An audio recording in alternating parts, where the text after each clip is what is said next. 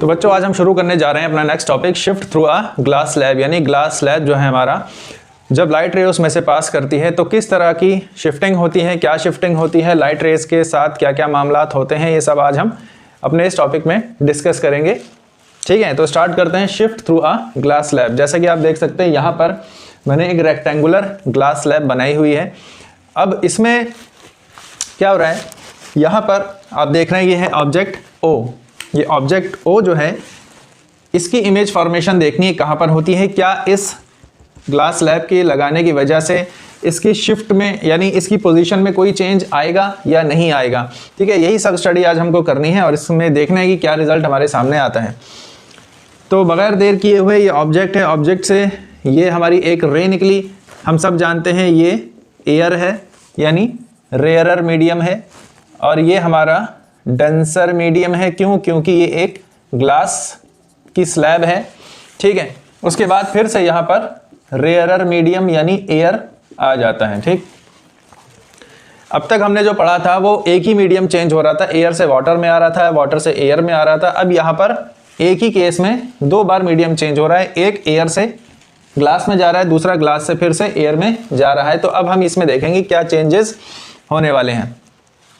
तो ये ऑब्जेक्ट है हमारा, ऑब्जेक्ट से ये एक रे निकली, फ्रॉम रेयरर से डेंसर मीडियम में गई। अब क्या है, यहाँ पर हमने नॉर्मल ड्रॉ करी।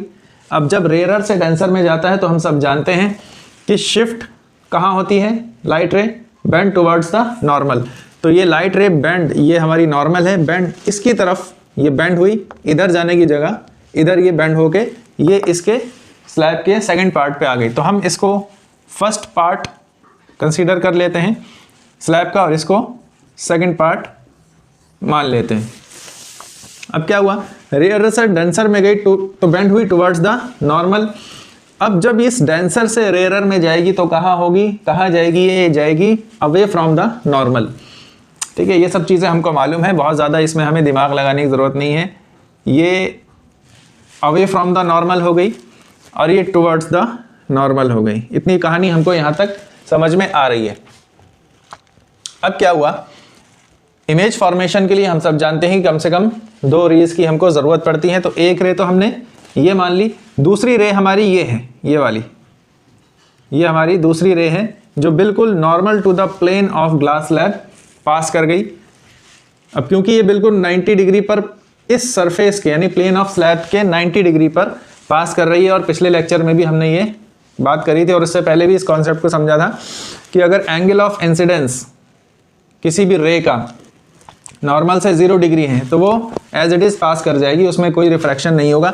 इसलिए इस रे में यहाँ पर कोई भी बेंडिंग ऑफ लाइट नहीं हो रही। ठीक, तो दो रेज हो गई। अब हम देखते हैं ये दो रेज कहीं पर भी मीट नहीं करेंगी, ये इधर जा रही है और ये ऊपर जा रही है। तो अब इसको हमें शिफ्ट करना पड़ेगा बैक साइड में। तो हमने इस ऑब्जेक्ट से इस रे को, ये जो रे हमारी जा रही है, इसको पीछे की तरफ एक्सटेंड किया और ये जो हमारी दूसरी रे गई थी इसे यहाँ बैक साइड में एक्सटेंड किया। तो हमने देखा यहाँ पर ये दोनों रेज मीट कर रही हैं और ये हमारी इमेज फॉर्मेशन हो रही है। ठीक है, यहाँ तक कहानी समझ में आ गई होगी मेरे ख्याल से। नहीं आई है तो फिर से हम एक बार इसको जल्दी से देख लेते हैं। ये हमारा ऑब्जेक्ट है, ऑब्जेक्ट से एक लाइट रे निकली, डेंसर मीडियम में गई, टुवर्ड्स द नॉर्मल बेंड हुई, फिर ये डेंसर से रेयरर में गई, away from the normal bend होके बाहर निकल गई। ठीक है, दूसरी रे हमारी ये गई बिल्कुल सीधी, इसमें किसी तरह का कोई भी रिफ्रैक्शन नहीं होगा। इमेज फॉर्मेशन कहाँ पे होगी, इमेज फॉर्मेशन इन दोनों रेज के मीट होने पर होनी चाहिए, लेकिन ये दोनों रेज यहाँ पर कहीं भी मीट नहीं कर रही हैं। अब हम इन रेज को पीछे की तरफ एक्सटेंड करना होगा। इस ऑब्जेक्ट की जो रे है इसको हमने पीछे की तरफ यहाँ एक्सटेंड किया और ये दूसरी रे को यहाँ पर एक्सटेंड किया, तो ये हमारी इमेज फॉर्मेशन यहाँ पर हो गई। ठीक है, समझ में आ गई बात। चलिए आगे चलते हैं। अब यहाँ पर दूसरी चीज़ एक हो रही है, इस पर भी ज़रा गौर करें कि ये तो इस रे की बात हुई, ये वाली रे जो गई, ठीक, और इस रे के जाने के बाद क्या हुआ, ये जो सरफेस है फर्स्ट पार्ट जिसको हमने कहा है, इस सरफेस से जो रिफ्रैक्शन हुआ उस रिफ्रैक्शन का रिजल्ट ये है कि यहाँ पर इमेज बन रही है, इमेज आई यहाँ पर बन रही है। यानी इस मीडियम से इस मीडियम तक जाने में जो रिफ्रैक्शन हुआ उस रिफ्रैक्शन की वजह से अगर कोई यहाँ पर, अगर कोई यहाँ से देखे, यहाँ से कोई अगर देखता है तो उसको क्या दिखेगा, उसको ये ऑब्जेक्ट यहाँ पर नहीं दिखेगा बल्कि इस ऑब्जेक्ट की इमेज यहाँ पर बनी हुई दिखाई देगी, या यूं कह सकते हैं कि इसको लगेगा कि ऑब्जेक्ट यहाँ नहीं रखा बल्कि यहाँ पे रखा हुआ है। ठीक है, इसलिए हम इसको कह सकते हैं कि ये एक वर्चुअल ऑब्जेक्ट है। वर्चुअल ऑब्जेक्ट भी हम इस इमेज को कह सकते हैं। ठीक, तो जब इस सरफेस से अंदर की तरफ यानी इस ग्लास स्लैब के अंदर अगर कोई आदमी बैठा हुआ है या देख रहा है तो उसको क्या नजर आएगा कि ये ऑब्जेक्ट यहाँ पर नहीं बल्कि यहाँ पर रखा हुआ है। इसी तरीके से जब ये लाइट रे इस ग्लास स्लैब में पास कर गई और पास करने के बाद फिर से इसका मीडियम चेंज हुआ और ये डेंसर से रेयरर मीडियम में चली गई, और एक बंदा जो यहाँ पर बैठा हुआ है ये, अब इसको क्या दिखाई देगा, इसको भी वो क्या दिखाई देगा, इसको समझने के लिए हमें फिर से दो रेज को मीट कराना होगा। एक रे तो ये जो ऑब्जेक्ट से इस डायरेक्शन में निकली है और एक दूसरी रे ये वाली। अब ये दोनों रेज कहीं आगे मीट नहीं करने वाली, तो इसको हमने पीछे की तरफ एक्सटेंड किया तो एक पॉइंट हमको यहाँ मिला जो कि है आई, एफ का नाम हम इसको देंगे। ये क्या है, ये फाइनल इमेज है उस शख्स के लिए जो कि यहाँ से देख रहा है, और हमें यहीं से देखकर फाइनल रिजल्ट निकालना है कि एक लाइट रे जो यहाँ से चल रही है यहाँ पर आने के बाद उसमें क्या शिफ्टिंग होने वाली है। तो अगर ऑब्जेक्ट यहाँ पे रखा था, हम देख रहे हैं कि ये पाथ फॉलो करने पर जो फाइनल इमेज है वो यहाँ पर बन रही है। ये कौन सी इमेज बन रही थी, ये इमेज बन रही थी जबकि यहाँ से कोई देख रहा है। ठीक, लेकिन जब इस स्लैब के इस साइड से देखेंगे तो फाइनल इमेज यहाँ पर बन रही है, यानी इमेज जो शिफ्ट हुई है वो हुई है इतनी शिफ्ट। ठीक है, इमेज जो शिफ्ट हुई है एक्चुअल में वो शिफ्टिंग इमेज की इतनी हुई है। ठीक है, अब इस केस को आगे ले चलते हैं और देखते हैं कि इसमें आगे क्या क्या हो रहा है। तो पहली बात हम करते हैं इस फर्स्ट सरफेस की। ठीक है, अब इस पर काम करने से पहले हमारे पास कुछ कॉन्सेप्ट हैं रियल डेप्थ और एपेरेंट डेप्थ के, जो लास्ट लेक्चर में हमने देखे थे। अब उसको सामने रखकर हमें इस पर आगे बात करनी है। तो बात करते हैं पहले इस फर्स्ट सरफेस की कि इसमें रियल डेप्थ और एपेरेंट डेप्थ का क्या केस बन रहा है। मानते हैं कि इसकी थिकनेस t है, ये हमने t मान लिया। थिकनेस ऑफ स्लैब क्या है, t है, और जो शिफ्टिंग हो रही है हमारी, इस डिस्टेंस को हम ऑब्जेक्ट डिस्टेंस को हम मान लेते हैं, ये हमारा डिस्टेंस है x। ठीक, अब क्या हो रहा है, अब अगर इस फर्स्ट सरफेस की बात करी जाए तो फर्स्ट सरफेस की बात में हम क्या देख रहे हैं, हमारे पास स्नेल्स लॉ के ज़रिए एक फार्मूला आया था। वो क्या था, μ2/μ1 इज इक्वल टू d/d'। ये स्नेल्स लॉ के ज़रिए जो हमने लास्ट लेक्चर में कुछ चीज़ें प्रूफ करी थी, जो रिलेशन होता है रियल डेप्थ और एपेरेंट डेप्थ में, ये रिलेशन हमारा निकल करके आया था। अब ये देखते हैं हम कि यहाँ पर ये कहाँ पर एप्लीकेबल हो रहा है। ठीक, अच्छा, μ2 जो होता है, μ2 हम लेते हैं कि जहाँ से लाइट रेज आ रही हैं। ठीक है, जहाँ से लाइट रे चलना स्टार्ट कर रही है उसको हम μ2 लेंगे इस केस में, और μ1 किसको लेंगे, जहाँ लाइट रेज जा रही हैं। ठीक है, क्योंकि यहाँ पर लाइट रेज इस केस में यहाँ से आ रही हैं, ठीक है, और यहाँ जा रही हैं, लेकिन जब ये केस यहाँ से यहाँ आएगा तो यहाँ से जा रही होंगी, यहाँ आ रही होंगी। थोड़ा याद रखने वाली चीज़ है कि जब पहला केस हमारा है ये वाला, जब एयर से ग्लास में लाइट रेज जा रही हैं, उस केस में क्या है, μ2 क्या है कि जहाँ लाइट रेज स्टार्ट हो रही हैं, आसान लफ्ज़ में इसको हम लिख देते हैं लाइट रेज स्टार्ट्स, और यहाँ पर लिख देते हैं लाइट रेज एंड्स।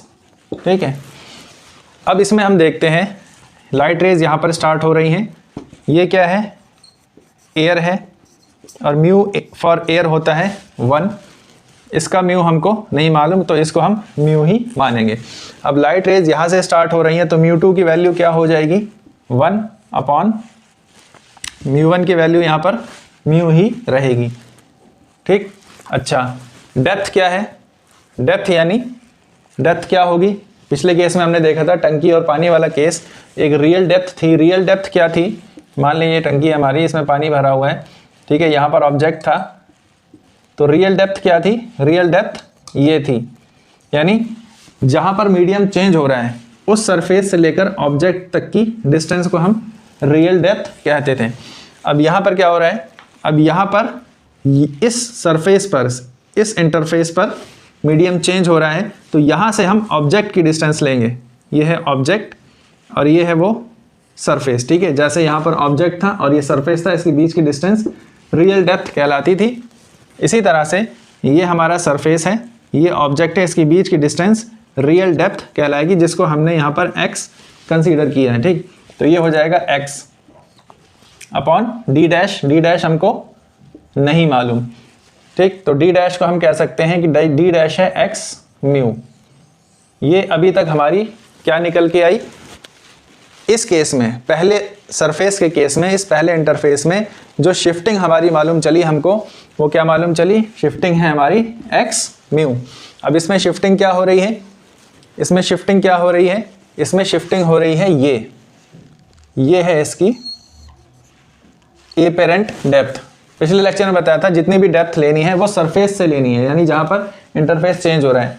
तो यहाँ पर इंटरफेस इस वाली सरफेस से चेंज हो रहा है, तो ये डिस्टेंस हमको यहाँ से लेनी है। ऑब्जेक्ट तक की डिस्टेंस होती है रियल डेप्थ, जो कि हमने x मानी है, और जहाँ इमेज बन रही होती है वो होती है एपेरेंट डेप्थ, जो कि हमारी निकल के आई है x म्यू, या इसको म्यू x भी कह लें, कुछ भी कह लें, ठीक है। तो ये वाली हमारी जो डिस्टेंस निकल के आई है इमेज तक की, इस केस में फर्स्ट सरफेस के केस में वो आई है म्यू x, इसको म्यू x लिख देते हैं, ठीक है। चलिए अब आगे की बात करेंगे। ये केस था हमारा फर्स्ट सरफेस के लिए, फॉर फर्स्ट सरफेस। इसको भी यहाँ पर नोट कर लें कि ये सारी कहानी हमारी जो थी वो फर्स्ट सरफेस के लिए थी। अब चलिए बात करते हैं आगे फॉर सेकंड सरफेस की। सेकंड सरफेस के केस में क्या होने वाला है, सेकंड सरफेस का केस जब हम लेंगे तो अब ऑब्जर्वर यहां पर बैठा हुआ है, ये वाली सरफेस सेकंड सरफेस है ये।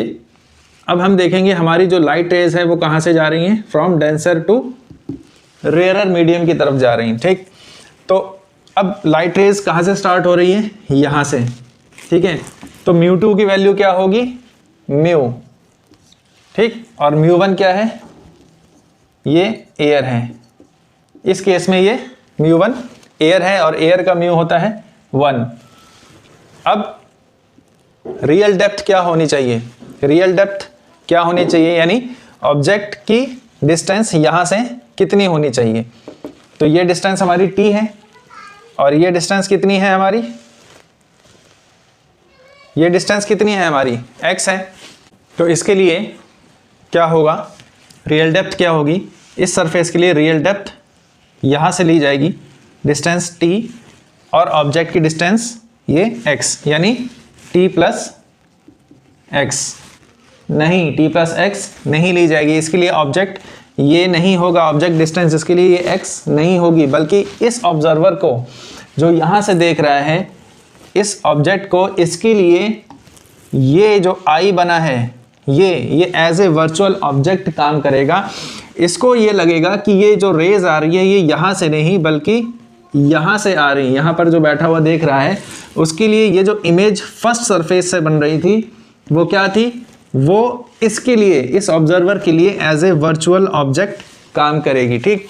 तो ये जो डिस्टेंस है हमारा t plus object distance from the surface, ये कितनी हो जाएगी, t प्लस म्यू x, यानी हमारी जो रियल डेप्थ है फॉर सेकंड सरफेस ये हो जाएगी t प्लस म्यू x। तो यहाँ पर हम लिखेंगे t plus mu x upon D dash. तो यहाँ से हमारी क्या निकली, एपेरेंट डेप्थ, ये हो जाएगी हमारे लिए t plus mu x upon mu, ठीक है। ये हमारी आई है for second surface, for second surface.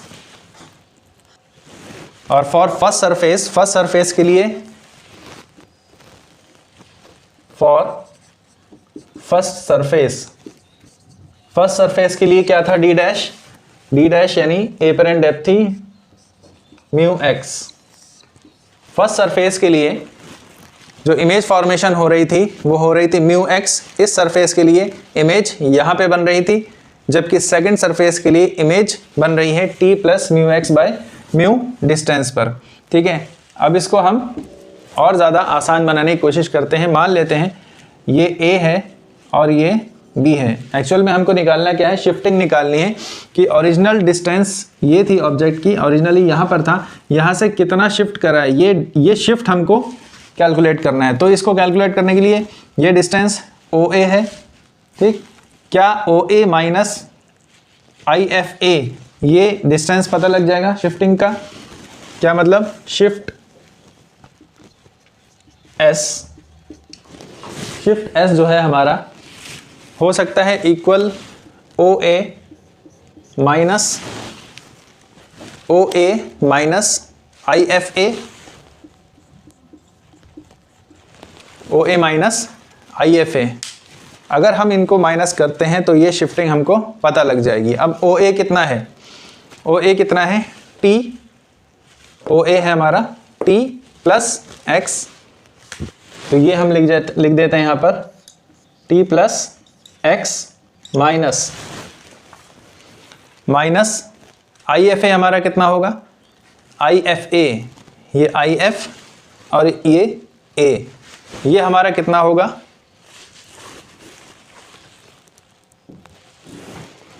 I F ए हमारा कितना होगा। आई एफ ए का मतलब फाइनल इमेज कहाँ पर बन रही है, for second surface final image ये बन रही है। ठीक, ये डिस्टेंस तो हमको पता ही है टी है, लेकिन ये फाइनल इमेज कहाँ पर बन रही है, यानी एपेरेंट इमेज जो हमने निकाली है सेकंड केस में डी डैश, सेकंड केस में जो डी डैश हमने निकाला है यही है आई एफ ए। तो इसको हम माइनस करते हैं, T plus mu x upon mu. अब इसको हम आसान बनाने की कोशिश करते हैं, T plus x minus T by mu minus mu x by mu, ये एक दूसरे से कैंसिल हो जाएगा, ये x और ये x भी एक दूसरे से कैंसिल हो जाएगा। बचेगा क्या हमारे पास, बचने वाला है t minus T upon mu, या कह सकते हैं t 1 माइनस 1 अपॉन म्यू। ये हो गई हमारी शिफ्ट, ये हो गई हमारी शिफ्ट s। यही हमको ज्ञात करना था, मालूम करना था। एक बार फिर से रिकैप करते हैं, थोड़ा सा समझते हैं जल्दी जल्दी। ऑब्जेक्ट हमारा रखा है, लाइट रे गई, इस सरफेस के लिए इमेज हमारी यहाँ पर बन रही है, उसके बाद इस सरफेस के लिए रिफ्रैक्शन के बाद ये मीट हुआ, यहाँ पर हमारी फाइनल इमेज बन रही है। तो फाइनल शिफ्ट हमारी क्या हुई ऑब्जेक्ट की, अगर ऑब्जर्वर यहाँ पर से देख रहा है, ऑब्जेक्ट यहाँ रखा हुआ है, इमेज यहाँ पर बन रही है फाइनल, क्योंकि ऑब्जर्वर यहाँ बैठा है, यहाँ नहीं बैठा, तो ये हमारी एक्चुअल शिफ्ट हुई और यही शिफ्ट हमको फाइनली निकालनी थी। ये शिफ्ट निकालने के लिए हमें ये डिस्टेंस माइनस ये डिस्टेंस करना है। ये डिस्टेंस हमारा कितना है, हमने इसकी थिकनेस t कंसीडर करी है। ठीक, और ये डिस्टेंस हमारी क्या है, real depth for this surface. इस सरफेस के लिए ये हमारी रियल डेप्थ थी जो हमने x मानी थी। तो फार्मूले में हमने रख के जो आंसर निकाला था कि एपरेंट डेप्थ क्या होगी, एपरेंट डेप्थ यानी इमेज यहाँ पर बन रही है, ये हमारी एपरेंट डेप्थ निकली म्यू एक्स। ठीक, ये एपरेंट डेप्थ हमारी निकल गई थी। उसके बाद हमने क्या किया, सेकंड सरफेस में सेम फार्मूला स्नेल्स लॉ का लगाया और ये देखा कि अब हमारी शिफ्टिंग कितनी होती है। हमारी शिफ्टिंग इतनी हो गई थी, लेकिन हमको आई एफ ए ये वाला डिस्टेंस निकालना था जो एपरेंट डेप्थ का था। तो एपरेंट डेप्थ के लिए हमने यहाँ पर वैल्यूज पुट अप करी और इस ऑब्जर्वर के लिए, इस सरफेस के लिए ये इमेज हमारे लिए वर्चुअल ऑब्जेक्ट का काम कर रही है। तो हमें फाइनली जो फार्मूले में हमने वैल्यूज रखी, तो हमें ये आई एफ ए की वैल्यू यहाँ से एपरेंट डेप्थ की मिल गई। हमें करना क्या था, बस दिस माइनस दिस करना है और ये शिफ्ट हमारी निकल गई। हमने दोनों को माइनस किया और फाइनली हमने ये आंसर यहाँ पर निकाल लिया। तो ये है रेक्टेंगुलर ग्लास स्लैब से जो शिफ्टिंग हुई उसका फाइनल आंसर। अब ये इतना बहुत मुश्किल से हो सकता है कि बोर्ड वगैरह में इसको डिराइव करने के लिए पूछ लिया जाए, लेकिन आमतौर पर ऐसा होता नहीं है। लेकिन ये जो हमारे सामने रिलेशन आया है ये बहुत ज़्यादा इंपॉर्टेंट है, इसको याद भी रखना है और इसकी प्रैक्टिस जब न्यूमेरिकल्स करेंगे तो इसकी प्रैक्टिस भी हमको करनी होगी। ठीक है, आज के लिए इतना ही। पढ़ते रहिए, समझते रहिए, मेहनत करते रहिए। मिलते हैं नेक्स्ट लेक्चर में।